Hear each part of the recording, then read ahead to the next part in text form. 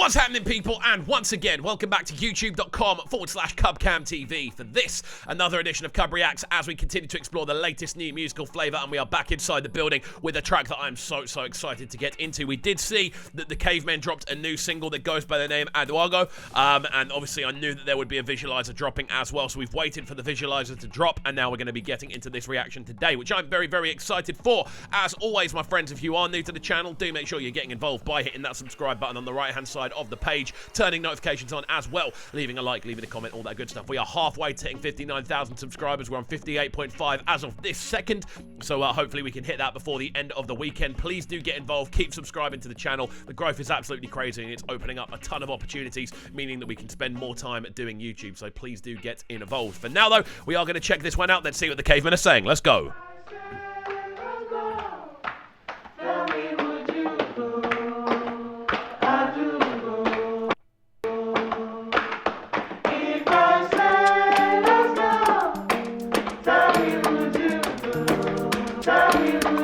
Something about their chorusing which is so smooth.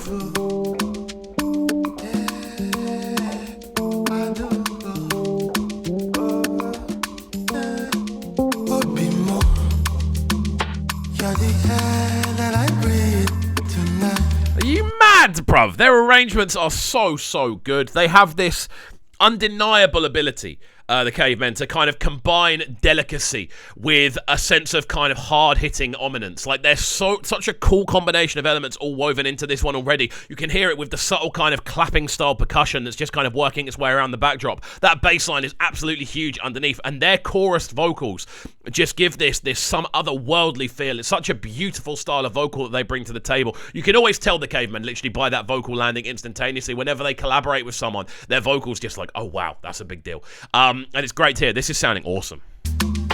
If I craze, I go craze for you. I like the visualizer as well. But I did with you for the night. Baby, why? For the things that I feel for you. It's not strange, but oh so new. Would you give me your love tonight? Just hearing that percussion underneath and the cleanliness that it's rolling with, it's great to hear, man. Again, the percussion on this is interesting because it isn't meant to be the kind of lead factor, but it naturally almost assimilates that role. You can hear just this kind of collection of kind of hand-hit percussive instrumentation just underneath that lead line, and then you've got both of their vocals just hitting this kind of smooth, this smooth level of mastery above it. You've then got the bass line, you've then got these sort of subtle guitar plucks going on in the background. The soundscaping on this tune is on an absolute different planet. This is sounding fantastic. Just tonight. If I said don't go, tell me would you go? I do go. If I said let's go, tell me would you go? I do go. Yeah. It's a woman. Yes! I don't know how they're able to do it every time, but their usage of space within their recordings is something that there are very few people in the world that are currently doing better. The way they're able to kind of utilize reverberations and utilize the space that kind of isn't there, it's really difficult to explain, but the hardest thing to do as a producer, I'd often found when I used to produce many moons ago, was that it was difficult to kind of let space be, because when you're in the moment and you're in that kind of production mindset, you want to fill as much as you can. But the thing that is so good about the Cavemen is they just let things live. They let space be. They don't try and cover every single frequency like spectrum range on every single tune. They let things just be, and it gives it this beautifully natural kind of feel where you've got instrumentation kind of floating around in the background. You've got their vocals just coming. Again, the hook on this is so catchy as well. I'm blown away by this.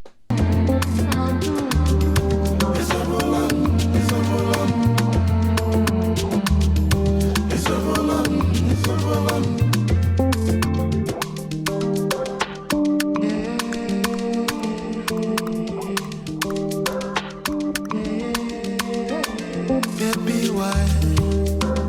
All the things that I feel for you.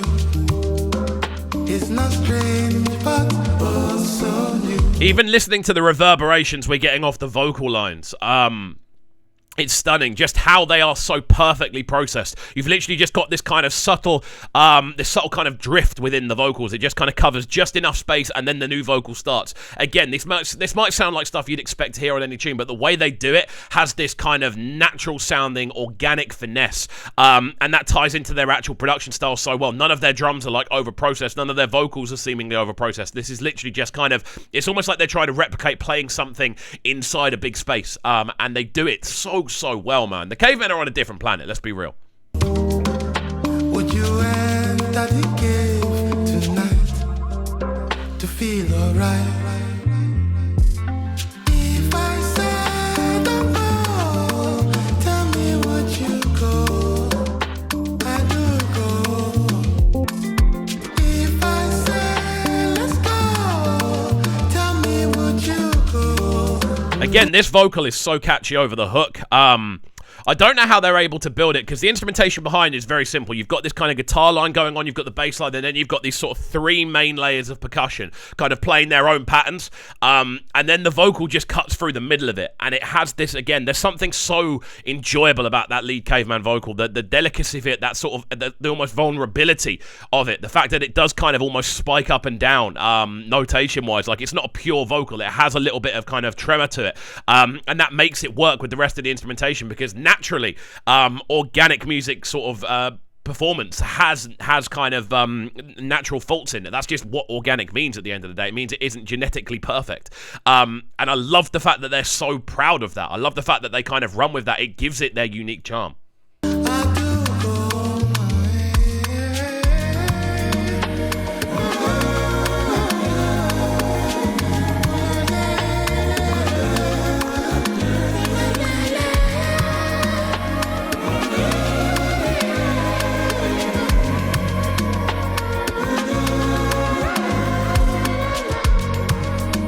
See what I mean about the reverbs? That is absolutely stunning what they're doing. The way they're layering all these vocals together. There's a new one rising as one falls. There's two new ones rising as one other one falls. The chorusing that is created off the back of this is a genius performance, by the way. Like, I cannot stress how good this actually is from a producer standpoint, from a fan standpoint, just from a music critic standpoint. There is nothing to dislike about this. And again, I'm just in awe at the way they're able to build the atmosphere, build the space in and around those vocal hooks. It's crazy.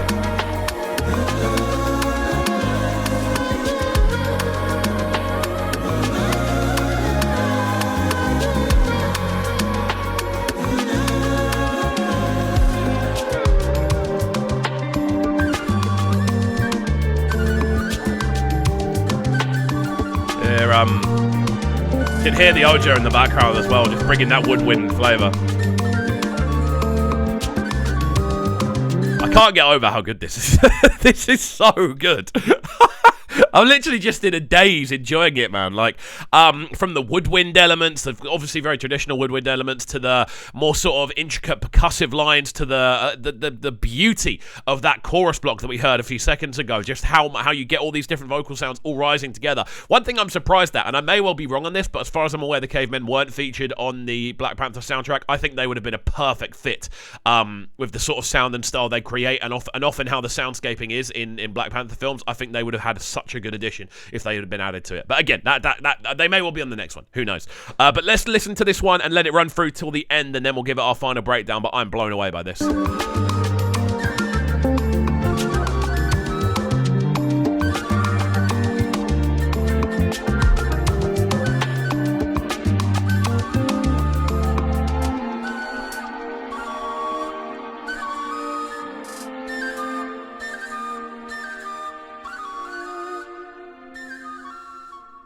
Stunning stuff from the Cavemen with Adaugo. Is Adaugo or Adaugo? Adaugo. Adaugo. That's what we're going to go with. But there we go. The sounds of the Cavemen. Stunning. Absolutely stunning. I know this reaction's already been a little bit longer than usual, but the tune is nearly 4 minutes long. That's the reason why I'm blown away by this. I think on a production level, this is second to none. I think the fact the last minute of the tune is essentially instrumental bridging, and before that, we've almost got kind of choral bridging before that as well. Incredible. Love the use of the Oja getting involved. I love the fact you've got these lead percussive lines that are so consistent throughout the tune. The use of the bass line down below being so thick in that lower end. And then, of course, course, you've got this just stunning use of mid-range vocal chorusing, which really does drive the tune. The ability to kind of create soundscaping and create a kind of sense of atmosphere is something the Cavemen are so good at, and I absolutely adored this one. So there we go, guys. Let me know all your thoughts on this tune in the comment section down below. Let me know if you're as excited about it as I am, and as always, if you are new to the channel, make sure you're getting involved by hitting that subscribe button on the right hand side of the page, of course turning notifications on as well, leaving a like, leaving a comment, all that good stuff, and we shall see you all next time. Peace. Them sounding so good right now. But they're sounding a bright and town. Yes, it's Kovu. Stay locked. Cooktown TV. Your boy's in all fit right here, and you're locked on to the best breakfast with man like Kovu.